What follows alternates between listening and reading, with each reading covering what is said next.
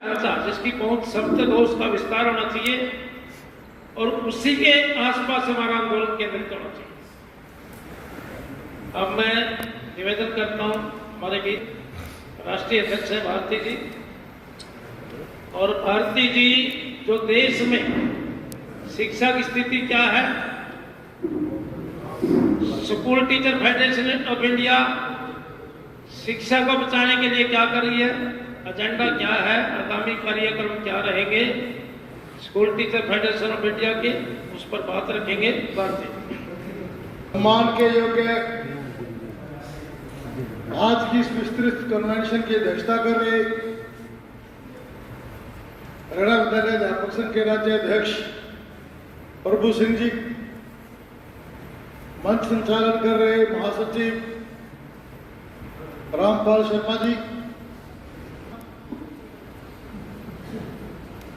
हमारे सीनियर साथी पूर्व प्रधान हरियाणा विद्यालय अध्यापक संघ, पूर्व महासचिव हरियाणा विद्यालय अध्यापक संघ, पूर्व कोषाध्यक्ष STFI साथी सत्यपाल शिवाज जी, मंच पर विराजमान पूर्व प्रधान हरियाणा विद्यालय अध्यापक संघ, पूर्व महासचिव और सचिव school teacher federation of India साथी वजीर सिंह जी, सुदर्शन जी, गुरमीत जी और यहाँ हाल में उपस्थित तमाम जुझारू साथियों, अध्यापक नेताओं, मातृशक्ति की बहनों, ऐसी कन्वेंशन करना केवल इसी अध्यापक संघ की परंपरा है। अध्यापक संघ बहुत है रहना, यह कोई आज पहली या आखिरी कन्वेंशन पे नहीं। जिला स्टेट लेवल पे धरने देना, प्रदर्शन करना, उसके साथ साथ हम क्यों वो धरने दे रहे हैं, हम क्यों वो लड़ाइयां लड़ रहे हैं, हम क्यों दिन रात बैग उठाकर बाहर घूम रहे हैं, उसके बारे में कुछ स्पष्ट करती है ये कन्वेंशन। शिवाज साहब ने बहुत आदिकाल से चीजें बताई हैं, परंतु अगर आज की डेट में जहां आ गए जहां तो बड़ा सिंपल गणित है। कोई पूछे, घर वाला पूछे, परिवार में पूछे, रोहतक जा रहे हैं क्या मिलेगा, तो डायरेक्ट लेन देन की बात। और एक बार हम भी नहीं समझ पाते कि इसका स्पष्ट उत्तर क्या है। मिलना है जो समाज बदलाव की प्रक्रिया है, उसमें जो हमारा योगदान है, हम एक मानव के रूप में धरती पे आए हैं, पढ़ लिख गए, पढ़ लिखने के बाद हम संगठित भी हो गए, और संगठित भी हम ऐसे संगठनों में हो गए जो प्रगतिशील संगठन, जो संवैधानिक बातें करते हैं, जो मूल्य की बात करते हैं। तो इतनी सभी क्वालिटी होने के बाद फिर हमें नहीं लगता कि मैं रोहतक क्यों जा रहा हूं या मैं कहीं और क्यों जा रहा हूं। तो ज्यादा ऐसी भूमिका ना करते हुए मैं सीधा आता हूं school teacher federation of India के। School teachers federation of India के इतिहास पे ज्यादा नहीं रखूंगा बातें, काफी साथी यहाँ डेलीगेट गए थे, हमने एक संक्षिप्त 25 साल का इतिहास भी किताब निकाली है, वो सबके बस्ते में थी। तो मार्च 1997 में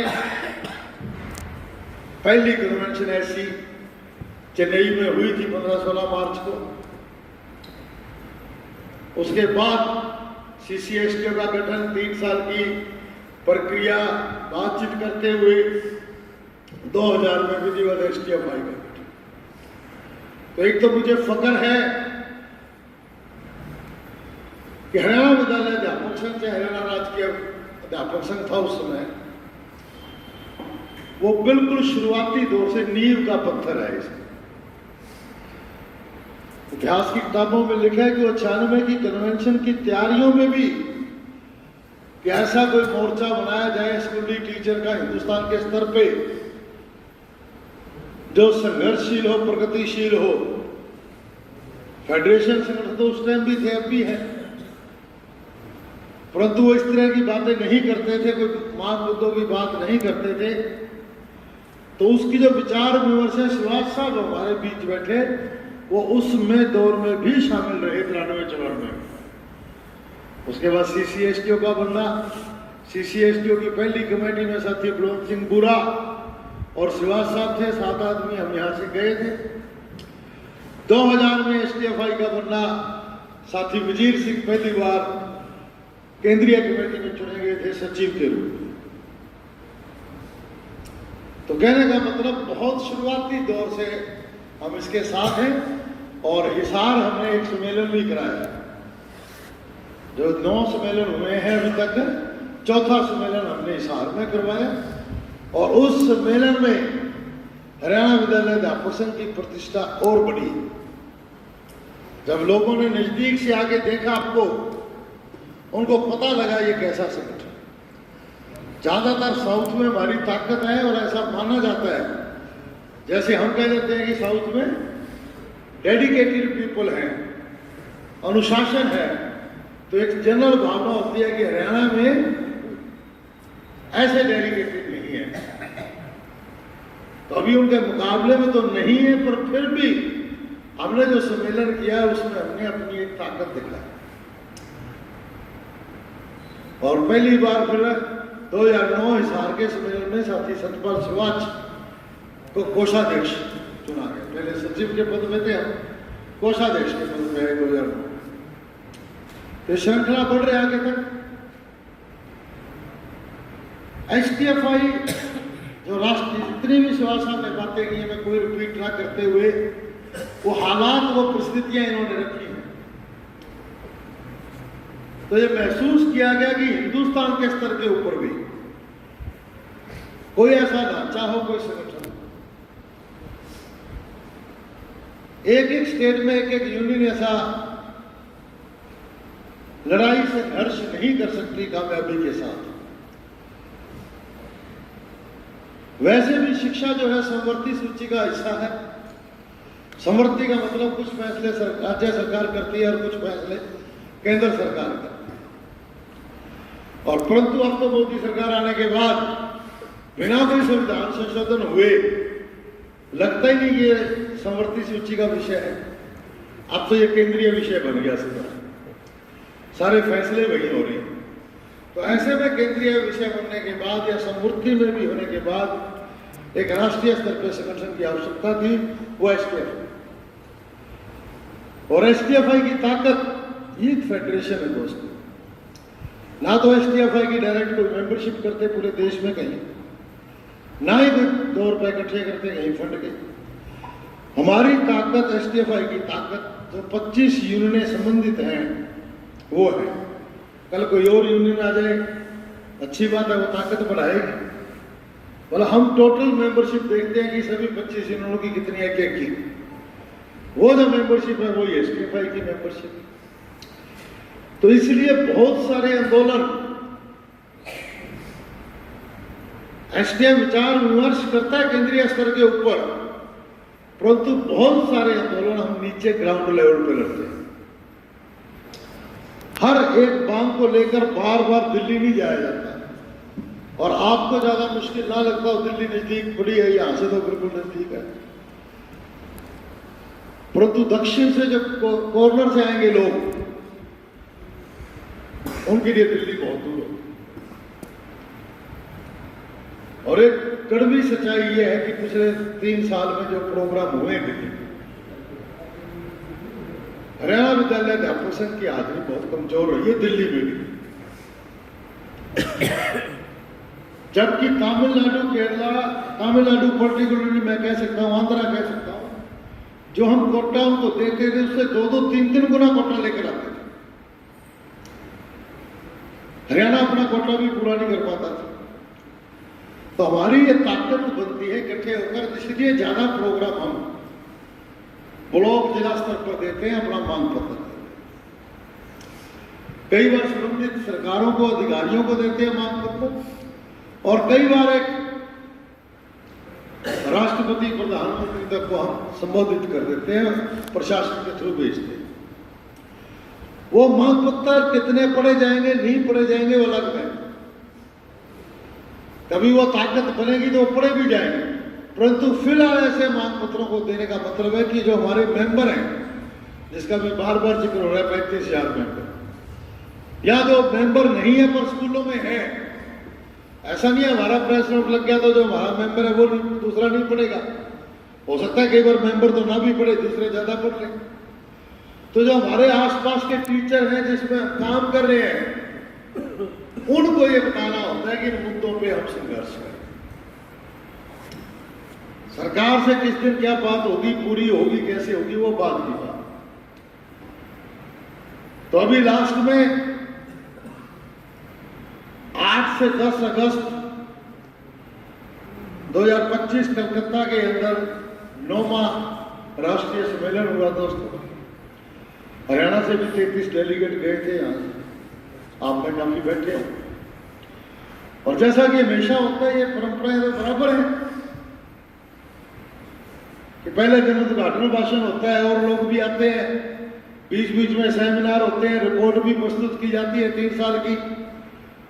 सांख्यिक रिपोर्ट है, वित्त रिपोर्ट है, कोई और अमेंडमेंट है, कानून संशोधन है कोई, वो पारित होते होते लास्ट के डेज तक हम चर्चा बहस करते हुए सारी रिपोर्ट भी प्रयास ही होता है कि सर्वसम्मति से पास की करवाई जाए। जो संशोधन वांछित है, जरूरी है, उन संशोधनों को कर दिया जाए। जो संशोधन अवांछित है कि जरूरी नहीं है, उसके लिए दोस्तों को बता दिया जाए कि इसकी अभी आवश्यकता नहीं है। ऐसे करते हुए हम पास करते हैं, नई कार्यकारिणी का चुनाव करते हैं और फिर हम कोई कार्यक्रम देते हैं जो हम मांग पत्र पास करते हैं अपनी कॉन्फ्रेंस के अंदर। तो इस बार भी हमने 21 सूत्री मांग पत्र पारित किया और लास्ट में हमने तीसरे दिन एक घोषणा करी, एक आंदोलन की काल दी है। वो साथियों ने अपनी पीछे स्टेट की मीटिंग में बताया होगा, मैं तो नहीं आ पाया था, कि हमने 3 चरण के आंदोलन दिए हैं दिल्ली से पहले। पहला चरण है सितंबर का 1 से 30 जो ब्लॉक लेवल के प्रदर्शन। मैं देख रहा था पीछे, अभी मास्टर जी कह भी रहे थे कि सब लोगों ने प्रदर्शन करे हमने, तो उसी श्रृंखला से थे वो प्रदर्शन। और निश्चित तौर पे जो मांग पत्र STFI का वो एक थीम है, उसमें कुछ बातें चेंज हर यूनियन कर सकती है। एक जैसा ढांचा पूरे देश में नहीं है, ना एक जैसा वातावरण है, ना एक जैसी स्कूली शिक्षा का प्रबंध है, ना एक जैसे मांग मुद्दे हैं। फिर भी कॉमलाइज करके 1, 2, 3 मांग ऐसी होती हैं जो स्टेट में अपने आप चेंज हो जाती है, या हमारे वो लागू नहीं होती, कह सकते हैं ऐसे। तो दूसरा चरण है हमारा अक्टूबर का शुरू हो गया। ये डिस्ट्रिक्ट लेवल के धरने हैं अक्टूबर में पूरे हिंदुस्तान में, और नवंबर में स्टेट लेवल का धरना, प्रदर्शन, रैली, कन्वेंशन। मैंने बताया ये फेडरेशन है, हम कई शब्द की घोषणा करनी पड़ती है। अध्यापक संघ एक शब्द पे फैसला ले लेता है कि हम धरना लगाएंगे, हम रैली करेंगे, हम ये करेंगे, परंतु STFI में हमें 4 शब्द देने पड़ते हैं कि आप स्टेट लेवल की रैली करो, प्रदर्शन करो, भूख हड़ताल करो, कैसे भी करो, जो भी आपके मापदंड है स्टेट के अंदर, परंतु स्टेट लेवल का प्रोग्राम करो नवंबर में। और फिर दिसंबर या जनवरी में हम दिल्ली में सोच रहे हैं, जब वो बजट सेशन आएगा, तब इस सबको कंसोलिडेट करते हुए हम दिल्ली के अंदर प्रोग्राम रखेंगे।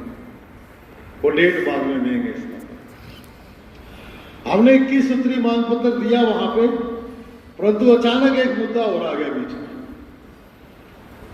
आपको मालूम होगा 1 सितंबर को सुप्रीम कोर्ट से कोई फैसला आ गया। कोई रिट थी 1385 नंबर 2025 की, टेट के बारे में, टीचर एलिजिबिलिटी टेस्ट।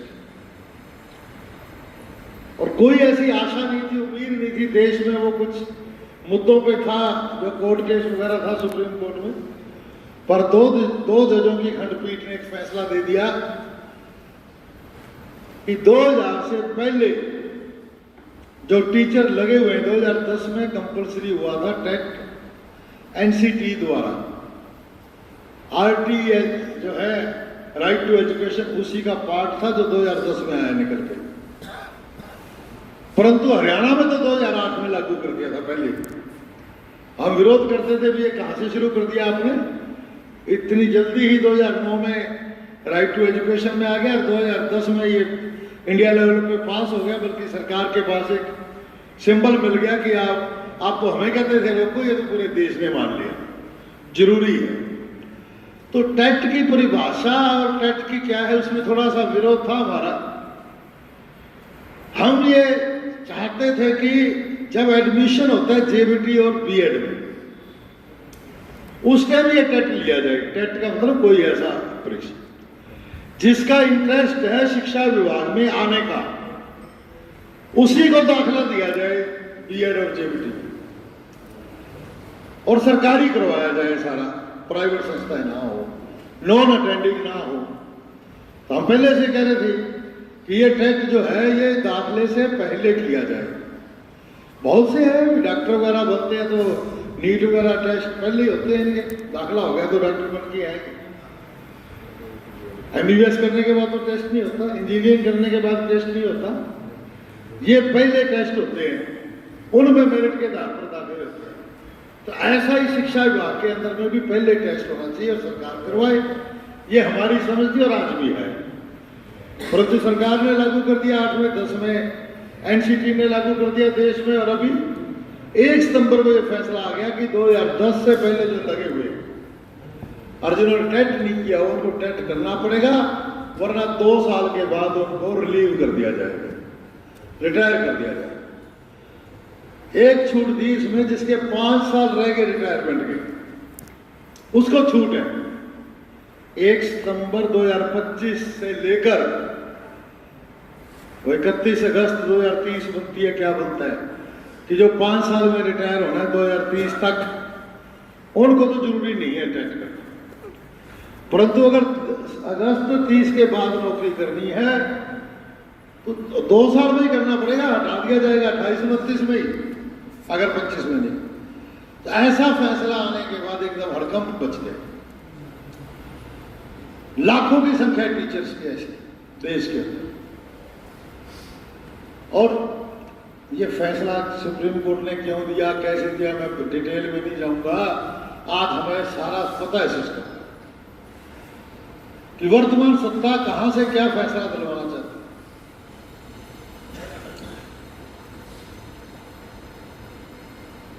एक्चुअली ये सत्ता की प्लानिंग है कि लाखों की संख्या में टीचर्स को नौकरी से बाहर कर दिया जाए। डायरेक्ट आके बाजू पकड़ के कहेंगे जा भाई बाहर, तो थोड़ा अच्छा भी नहीं लगेगा और आंदोलन भी होगा। अब उन्होंने अपने आप ही एक कानून बना दिया, सुप्रीम कोर्ट का नाम ले दिया कि जो 2 साल में टेट पास नहीं करेगा वो अपने आप को रिटायर समझे, रिलीफ से। जो कितने के लोग हैं हरियाणा में, पंजाब में कितने हैं, क्योंकि 2008 के बाद तो करे हुए लग रहे हैं सारे। परंतु चाहे एक भी टीचर है जब कोई नियम ही नहीं था, और 2010 से 2025 15 साल किसी केंद्र सरकार ने, किसी एनसीटी ने कभी भी एक लाइन की चिट्ठी जारी नहीं की कि जिन्होंने टेट पास नहीं किया वो टेट पास करें। कोई चिट्ठी नहीं, कोई डायलॉग नहीं, सीधा एकदम फैसला है। तो एसटीएफ मैंने बताया कि संगठन बहुत है, अग्रणी संगठनों में हमने एकदम कार्रवाई की। अब कार्रवाई तो वही है कि सरकार तो सरकार है जो वर्तमान सत्ता में है। ऐसी ताकत एकदम एसटीएफआई के ऊपर भी नहीं कि हम प्रधानमंत्री की बात पकड़ के मरोड़ दे कह दिया ये करते। ताकत जनता की है, टीचर की है वो ताकत। देखते हैं, हो सकता है इस विरोध में लोग इकट्ठे हो जाए ज्यादा, तो फिर भी हमने एकदम कागज पत्र तैयार करे, सुप्रीम कोर्ट के वकीलों से बात करी, और आपको गर्व फक्र होगा कि पहला संगठन है एसटीएफआई ऑल इंडिया का जिसने रिव्यू पिटीशन डाली। हम 17 तारीख को 16 को भी मिले सुप्रीम कोर्ट के वकील से, 17 सितंबर को मिले, सारे एफिडेविट वगैरह साइन करके दिए और लास्टली 30 सितंबर को वो फाइल हो गई। उसका नंबर भी है 56,741 2025, 30 नवंबर को फाइल हो गई। और दूसरा फैसला हमने ये लिया कि हमारी जो सभी यूनियनें हैं वो अपनी अपनी राज्य सरकारों को भी कंपेल करें कि आप भी रिव्यू पिटीशन डालें। क्या वैसे एकदम इतने लोगों को नहीं निकाल सकते? तो निश्चित तौर पे जहां बीजेपी का राज है वो तो हमारी क्यों सुनेंगे ऐसे कि रिव्यू डालो, वो तो मिले हुए हैं पहले से सुप्रीम कोर्ट। परंतु जो स्टेट अभी भी बीजेपी से नॉन बीजेपी पॉलिटिकल पावर है राज्य में, केरला ने विधिवत फैसला कर दिया कि हम सुप्रीम कोर्ट में जाएंगे, इसके खिलाफ किसी को नहीं हटाएंगे। तमिलनाडु सरकार ने विधिवत फैसला कर लिया अपनी विधानसभा में, ममता ने फैसला कर लिया बंगाल में, तेलंगाना में भी प्रस्ताव आ चुका है, अभी फैसला नहीं हुआ। तो ऐसे कई राज्यों में ये फैसले कर लिए राज्य सरकारों ने कि हम इसके खिलाफ रिट डालेंगे। चलो रिट एक बात है, दूसरी बात है कि हम सरकार से बात करें, तो सरकार इसे बात तो करती नहीं। फिर भी हमने वो पूरे लेटर तैयार किए, अपना मांग पत्र भी, और इस कैट का अलग से मांग। 17 तारीख को सुबह हम प्रधानमंत्री कार्यालय गए, वहां एक रिसीविंग डेस्क है उनका, जो रिसीव करके मोहर लगा के कागज दे देता है। जमा कराया कागज, उसमें मीटिंग का टाइम भी मांगे प्रधानमंत्री से और उस पर अमल करने की बात कही। उसके बाद शास्त्री भवन में शिक्षा मंत्रालय में गए, तो मीटिंग तो पता नहीं देता ना देता, पर यह भी हमें पता लगा कि 21 तारीख तक शिक्षा मंत्री जी बाहर हैं, दिल्ली में नहीं है, तो डायरी ही वहां करवाना पड़ेगा कागज शिक्षा शास्त्री भवन, सेक्रेटरी के नाम भी और मंत्री के नाम भी। इसके बाद एनसीटी भी गई, वहां डायरेक्टर से मुलाकात भी करी, उनको कहा भी कि 15 साल से हमने कुछ नहीं कहा, तो ऐसा एकदम फैसला नहीं होना चाहिए, उनको भी क्या। तो 17 तारीख को अपने एक दिन में 4 जगह कार्रवाई करी, प्रधानमंत्री दफ्तर, शिक्षा मंत्री कार्यालय, एनसीटी और सुप्रीम कोर्ट, ये चारों जगह कार्रवाई करके लेटर जमा करा के फिर हम आए हैं। आगे अभी मीटिंग कर रहे हैं हम ऑल इंडिया की नवंबर के अंदर, और जैसे मैंने बताया कि कार्यक्रम दिया ही हुआ है, तो उसमें इसको लेके आगे हम और चर्चा करेंगे, आगे की प्लानिंग बनाएंगे। और मैं ज्यादा ना कहते हुए जो मांग पत्र है, वैसे तो आज आपको साथियों को बांटी है कि ये हमारी बुकलेट है, बुलेटिन STFI, बहुत वर्षों से छप रही है, 3 महीने में एक बार छपती है ये, और हम 3 महीने में एक बार छाप के इसको अपनी पत्रिका की तरह 1 to 1 नहीं भेजते, हम 25 यूनियनों को भेज देते हैं पैकेट बना के। जिस यूनियन ने जितनी डिमांड करी है 200, 400, 500, हम उतनी भेज देते हैं, वो अपने कार्यकर्ताओं में, अपने पदाधिकारियों में बांटते हैं।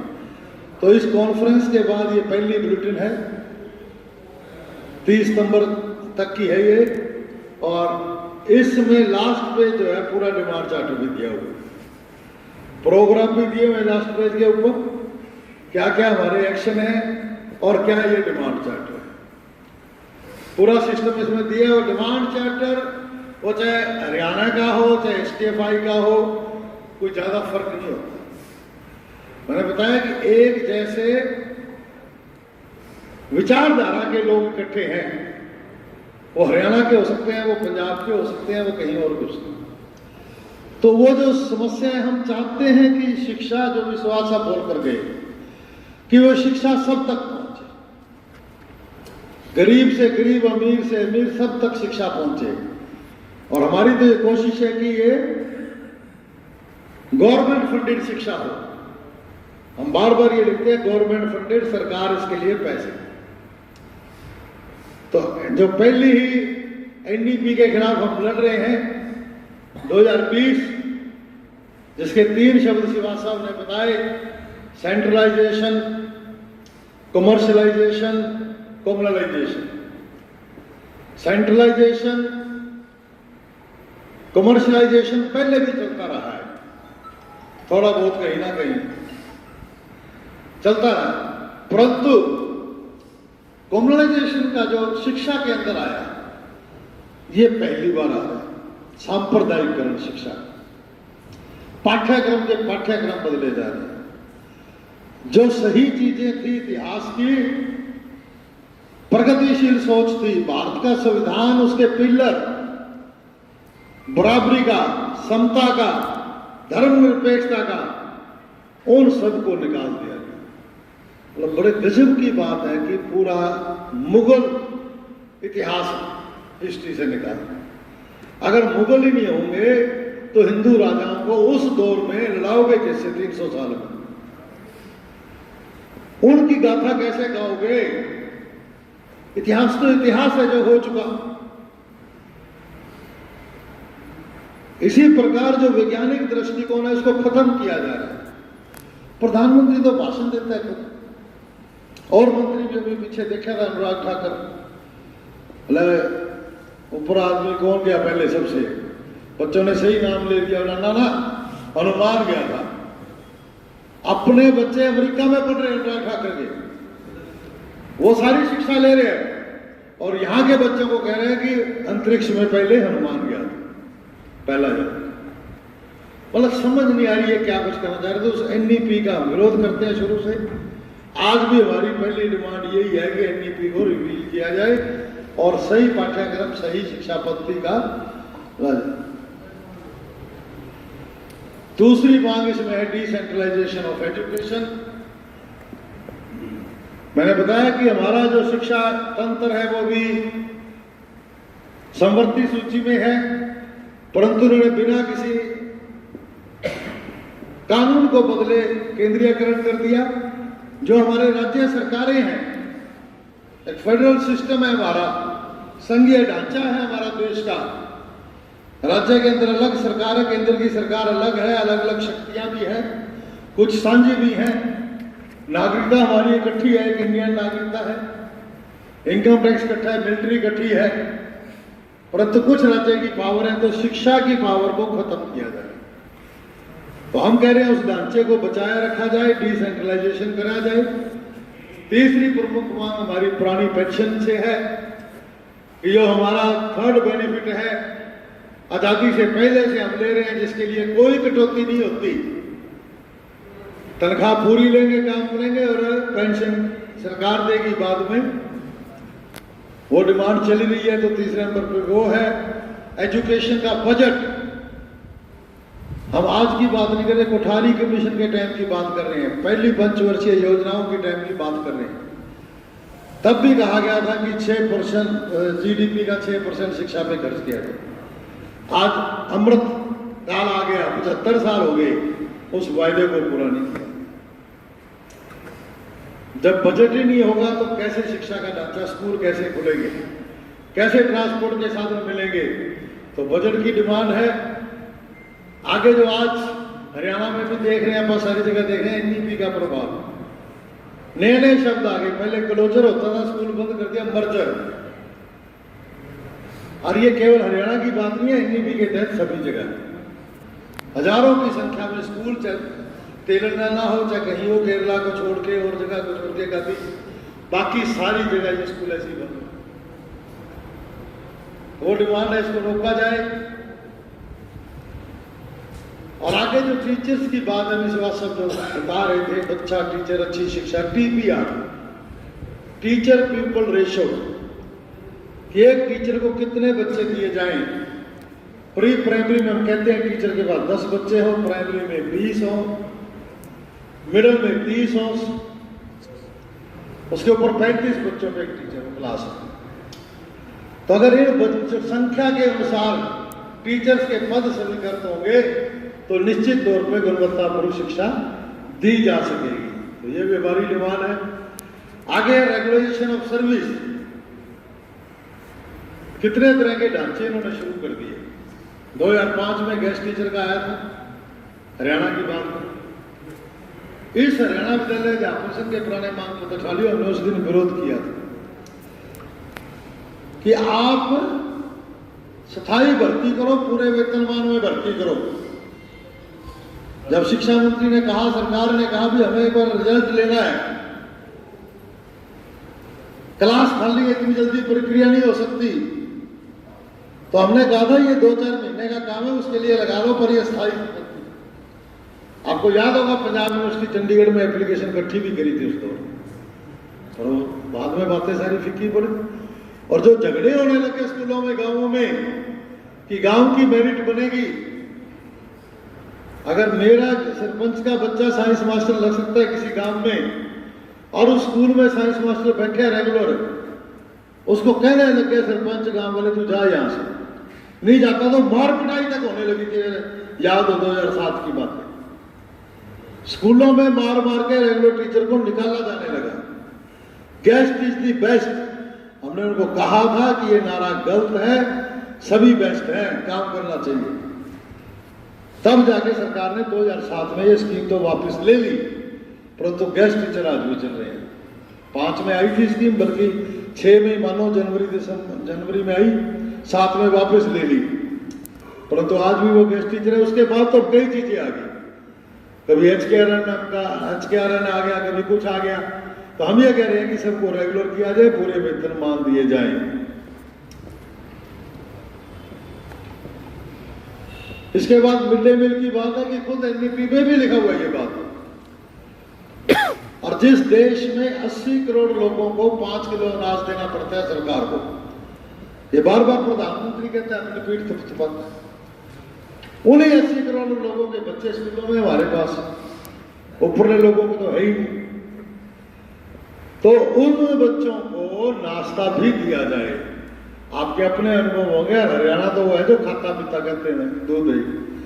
शुरू में हरियाणा में बहुत टीचर ने विरोध कराया, ना जी कहाँ मिड डे मील शुरू कर दिया, क्या कर दिया ये। अध्यापक संघ उस टाइम भी कह रहा था कि एक अच्छी परंपरा है, बच्चों को मिलना चाहिए खाना। और 2-4 साल के बाद वही मास्टर भी मिड डे मील खाने लग गए थे जो विरोध कर रहे थे। और खुद ये रिजल्ट आए कि बच्चों की संख्या हाजिरी बढ़ी है, एनरोलमेंट बढ़ी है मिड डे मील शुरू होने से। तो हम कहते हैं टाइम वेस्ट ना करें, एक शब्द सुनते हुए सीधा, कई बार तो बस विकल्प तो सोचते नहीं ना कि ब्रेकफास्ट दिया जाए। कमाल है जी प्रधान जी, पंगा कराओ। अरे जो बच्चा घर में रात भर उसके जूत बजे, घर में लड़ाई हो रही है, गरीबी है, पिता शराबी है, दाल नहीं है घर के अंदर, आटा नहीं है पिपे में, 100 तरह की मुसीबतें, वो उठ के सुबह स्कूल आ गया, क्या वो थोरम पढ़ लेगा मैथ की? क्या वो इंग्लिश का पाठ सुन लेगा मास्टर जी से? अरे आपको हम कब कह रहे हैं कि कुछ करो, 2 ब्रेड दे दो, कुछ केला दे दो, कुछ और दे दो, जहां अंडा चलता है अंडा दे दो, कुछ और चीज दे दो, दूध का गिलास दे दो खड़े खड़े। मतलब ऐसी चीजें दी जा सकती हैं ब्रेकफास्ट में जो 5 मिनट में हो जाए। सरकार की नीयत चाहिए। इसी प्रकार दोपहर के खाने में भी न्यूट्रिशन मील होना चाहिए, कम से कम 20 रुपए बच्चा लागू होना चाहिए। इसके बाद स्टाइपेंड की बात आती है। अब हरियाणा में तो बहुत ही रेलेवेंट है ये डिमांड। हुड्डा सरकार 2012-13 में स्टाइपेंड बढ़ाकर गए थे SC-BC का, और ये राष्ट्रपति सरकार 11 साल से राज कर रही है, तीसरी बार आ गई। किसी SC-BC बच्चे का एक पैसा नहीं बढ़ाया। इन जातियों के नेता भी हैं, मंत्री भी हैं सरकारों में, बीजेपी में भी तो मंत्री हैं, पता नहीं वो कोई बात ही नहीं उठाता कहीं। हम कह रहे हैं देश के स्तर पर कोई सिस्टम होना चाहिए। हमारा भी 6 महीने बाद DA किस्त बढ़ती है, 1 साल के बाद इंक्रीमेंट लगता है, 10 साल के बाद वेतन आयोग लगता है। तो कोई तो सिस्टम होना चाहिए, बच्चों को भी बढ़ना चाहिए इस टाइप में। बल्कि हाल ही बंद हो गया कई जगह तो। पहले स्कूल का हेडमास्टर निकलवा दिया करता है, जिम्मेवारी हुआ करती, अब वो भी नहीं रहा। ये हिंदुस्तान लेवल की मांगे मैं कर रहा हूं। और चट्टोपाध्याय आयोग में एक और बात लिखी हुई थी कि अगर आवासीय स्कूल होंगे, हॉस्टल वाले, वहां शिक्षा बेटर, वो ब्रेकफास्ट की बात भी आ गई, उनमें लंच की बात भी आ गई, एक्स्ट्रा कोचिंग की बात भी आ गई, खेल कूद की बात भी आ गई, कि बच्चे का पूरा विकास आवासीय स्कूल में हो सकता है। 6 घंटे स्कूल में रह के 18 घंटे उस परिप्रेक्ष्य में जाएगा जहां बहुत क्लेश है, बहुत गरीबी है, वो पढ़ाई नहीं होगा। अगर 24 घंटे बच्चा एक ऐसी संस्था में रहता है, हॉस्टल में रहता है, स्कूल में रहता है, तो जो बराबरी है बराबर वालों के साथ, अमीरी गरीबी नहीं देखी जाती। एक जैसा खाना सुबह से शाम तक खाएगा, एक जैसे खेल खेलेगा, वहां पे एक जैसी पढ़ाई करेगा। और बहुत अच्छे हॉस्टलों में हम भी पढ़े, हॉस्टल में मैं खुद पढ़ा हूं। बहुत जगह तो शाम को 2 घंटे क्लास भी लगती थी होमवर्क करने के लिए। 6 कमरों में, 4 कमरों में 1-2 टीचर आया करते, कुछ पूछना हो पूछ भी सकते थे हमसे। तो अगर इस तरह की पढ़ाई पे बल मिलेगा तो निश्चित तौर पे समाज आगे बढ़ेगा। तो प्रमोट रेजिडेंशियल स्कूल्स, एक डिमांड में सरकार का कुछ लगता ही नहीं है, परंतु योगदान बहुत बड़ा है। महात्मा ज्योतिबाई फुले और सावित्रीबाई फुले, विशेष तौर पर सावित्रीबाई फुले का बहुत बड़ा योगदान है लड़कियों की शिक्षा के लिए, गरीब लड़की। तो हम कई वर्षों से, जब से एसटीएफआई का गठन किया है, हम डिमांड कर रहे हैं कि 3 जनवरी को कोई छुट्टी नहीं मांग रहे, कुछ पैसा नहीं मांग रहे, केवल सरकार से कह रहे हैं कि 3 जनवरी को राष्ट्रीय शिक्षिका दिवस घोषित किया जाए। 5 सितंबर को हिंदुस्तान का शिक्षक दिवस है, डॉक्टर सर्वपल्ली राधाकृष्णन के जन्मदिन। आज 5 अक्टूबर अंतर्राष्ट्रीय शिक्षक दिवस है, यूनेस्को द्वारा पास। तो उसमें एक लाइन लिखने में सरकार को कहा जाता है कि अगर 3 जनवरी जिन्होंने बहुत बड़ा योगदान दिया है समाज में, उनकी यादगार बनी रहेगी, बच्चों को पता लगता रहेगा कि आज सावित्रीबाई फुले का जन्मदिन है 3 जनवरी और शिक्षिका दिवस है। ये डिमांड है हमारी। फिर नॉन टीचिंग काम ना लिए जाए हमारे से, केवल पढ़ाई तक सीमित रखा जाए। सेफ्टी हो स्कूलों के अंदर, किसी तरह का उद्बोधन हो तो कमेटियां बनाई जाए बच्चों के लिए, स्टाफ के लिए, जो प्रॉपर वर्किंग करें। इनकम टैक्स में रिलीफ हो, जो भत्ते हैं हमारे, खास तौर से महंगाई भत्ता, मेडिकल भत्ता, ये इनकम नहीं है। ये तो जो महंगाई बढ़ा रही है सरकार, उसको मीट आउट करने के लिए पैसा देती है सरकार। तो इनको इनकम टैक्स से बाहर किया जाए। स्टैंडर्ड डिडक्शन 50,000 की जगह 1 लाख की जाए। तो इस तरह की डिमांड जो हमने वित्त मंत्री को भी देकर आए थे पीछे। आगे है देश की बात है तो यूनिफाइड पे स्केल, पूरे देश में टीचर्स के पे स्केल एक जैसे हो, जो केंद्रीय विद्यालय और सेंट्रल पे कमीशन से बिल्कुल भी कम ना हो, उनके बराबर जरूर हो, एक जैसे पे स्केल हो, एक जैसा डीए वगैरह मिले। और जो टीचर्स के काम रह जाते हैं, पेंडिंग केस है, कोई एसीपी है, कोई और है, तो इनको भी टाउन बाउंड हल किया जाए। केंद्र सरकार कोई फार्मूला बनाकर भेजे नीचे कि ऐसे ऐसे ये पूरे होंगे। एक अपने लागू नहीं होता, वोटिंग अधिकार है। कुछ स्टेट के अंदर अभी भी एमएलसी चुने जाते हैं। अपना भी जब ज्वाइंट रहना पंजाब का तब चुने जाते थे, पहले चुने जाते थे। संयुक्त पंजाब में विधान परिषद थी, तो ऐसे अब भी 7 राज्यों के अंदर विधान परिषद है। तो उनमें कोई टीचर वैकेंसी है, सीट होती है, कोई ग्रेजुएट सीट होती है कि जो इतने लोग ग्रेजुएट हैं, वो चाहे दुकानदार हो, वो वोट डालता है। और एक टीचर होती है, जो टीचर हैं वो वोट डालते हैं। तो बाकी जगह है, क्योंकि ये पता नहीं कब से रूल बना हुआ है, प्राइमरी टीचर को अधिकार नहीं दिया हुआ। टीजीटी वोट डालते हैं जो टीचर की कंस्टिट्यूंसी होती है। तो तेलंगाना और आंध्र प्रदेश की मुख्य डिमांड थी, हमने इसको लिया है कि वोटिंग राइट दिया जाए प्राइमरी टीचर को। और लास्ट जो मैंने बताया, पहले घोषित डिटेल बताई मैंने कि ये टेट है, जो इसको कंपल्शन से हटाया जाए और जो लोग लगे हुए हैं उनकी सेवाएं पूरी होनी चाहिए। इस तरह से 21-22 मांगे हैं हमारी, और इस तरह से ये प्रोग्राम है। हरियाणा विद्यालय अध्यापक संघ मैं बधाई देना चाहता हूँ ऑल इंडिया की तरफ से कि आपने ब्लॉक के प्रदर्शन अच्छे किए हैं, बहुत जगह करे, जिलों के शुरू कर दिए हैं। अभी फतेहाबाद का कल है प्रदर्शन, देख रहा था। निश्चित तौर पे आप अपनी लोकल डिमांड जोड़ो, ऐसी कोई बात नहीं, केवल STFI का डिमांड, परंतु हलचल होनी चाहिए।